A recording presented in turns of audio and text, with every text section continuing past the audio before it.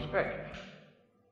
And so Marcus Garvey and Du Bois, they say, okay, if you brought us as slaves here, and now we are free, but nobody respects us, then the only way we can get respect is to go back to our continent and have our nation, have our economy, have our president, and so on. So the Back to Africa movement, I could understand it at that time. But we are not in 1824, we are in 2017. We are no longer slaves. But if America doesn't respect black man, it's their problem. America is not the world. I don't care. America is not the world. It is your own problem if you think that you are superior to me because I'm black. I don't even want to think about it. I'd rather feel sorry for you. So Africans must have something on which to integrate their economy. Europe wasn't, if you look at the theories carefully, Europe wasn't having the economic thing as first. Europe was scared about security. Europe was scared because twice they fought. And the Second World War was quite devastating for Germany. In the end, the Russians managed to separate Germany into East Berlin and West Berlin, East Germany and West Germany. And the whole place was, polluted. Now, to avoid another world war, peace must be on the table. Security must be on the table. And stability. Then, of course, there will be prosperity for everybody. What is the African going to use as the denominator to develop integration? Pan-Africanism is an ideology, and not everybody accepts that ideology. In any case, what is in the Pan-African ideology? Some academics, some lecturers, some professors, some intellectuals are happy with Pan-Africanism. They are emotional. Let's come together, one people, a common destiny. But what does it mean to the Canadian businessman or Ghanaian businessman? But if the Ghanaian businessman knows that we are coming together and that will give me a bigger market, he is interested. Because a businessman, I want market for my goods. If I know that I can send my goods to Cape Verde without tariffs, we have a custom union, the businessman is interested. If the Ghanaian agricultural man can bring meat, animal products to Cape Verde, he has interest in that. So I think the problem of Africa is that the idea or the ideology of Pan-Africanism is not very concrete. It's not very substantive, something that Africans can have attachment to. It's very abstract. It's very abstract. And Asians are not coming together because of Pan-Asianism. There's a Pan-Asian idea also. But how do we integrate our economies? So we need to do something like this. And I think if Africa could find a way to industrialize, then we could be making the beginning. But as I said, it is extremely difficult because to industrialize, you need to do things that run counter to the prevailing paradigm of free trade.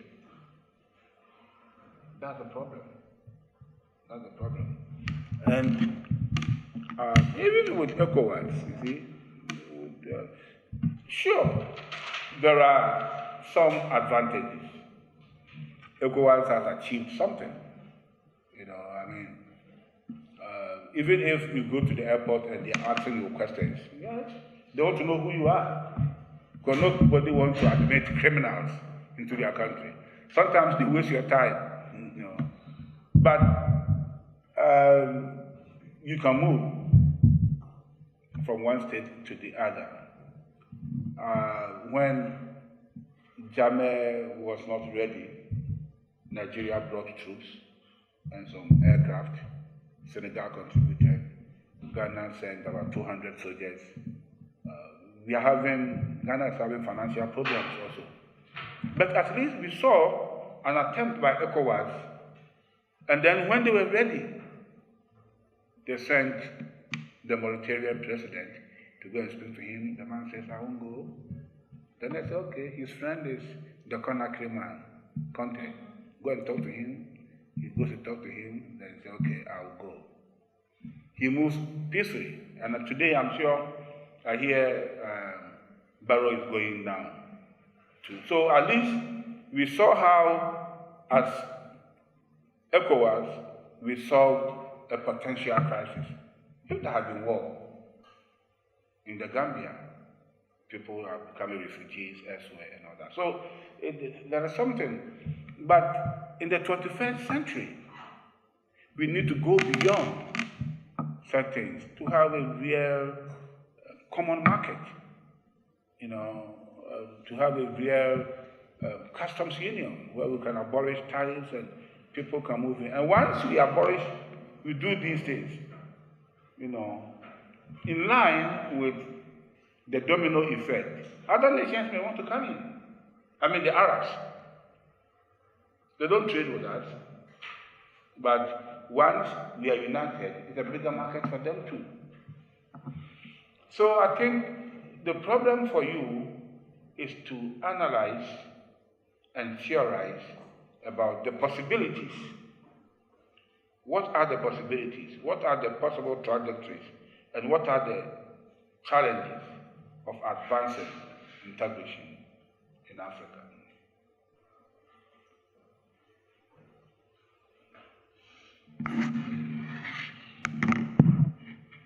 So if I ask you to identify and explain the factors that are obstructing regional integration in Africa, will you be able to do that? Yes.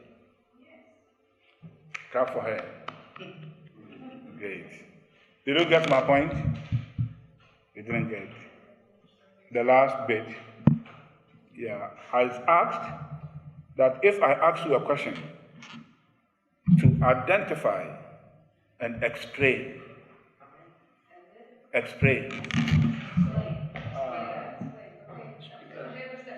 Yes, good. Identify and explain the factors that are obstructing regional integration.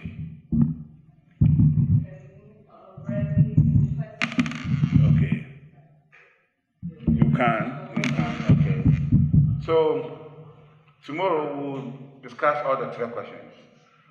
And as I said, if you're able to, I don't know what, because it would be unfair for somebody not to write it well in English and be failed, when in another language he knows the stuff. You understand me? And this is not an English class. This is regional integration class. So if you ask me now to write all the things I'm saying in Portuguese, you give me 0. But I know the stuff. So it will be unfair for somebody not to be able to write in English and therefore you fail the person.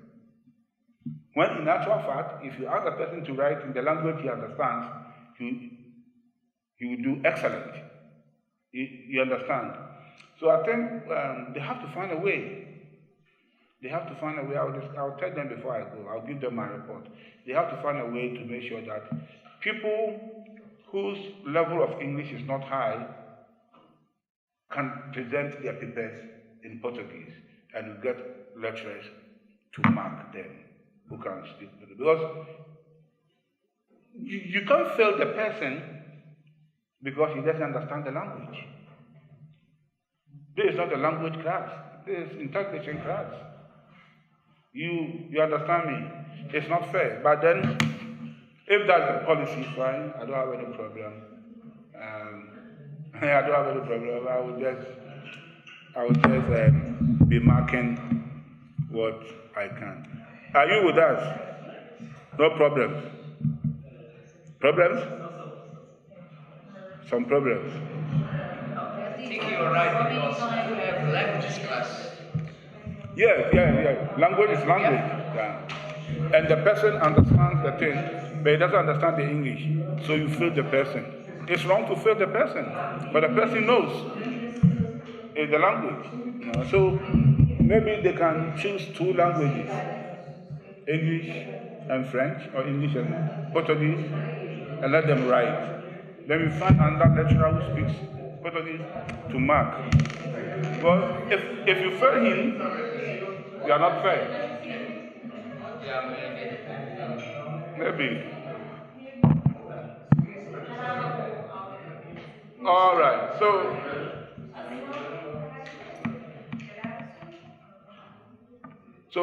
how many of you here will not feel comfortable writing the paper in English? How many of you? You will not feel comfortable. You will not feel comfortable. No. You will not feel comfortable.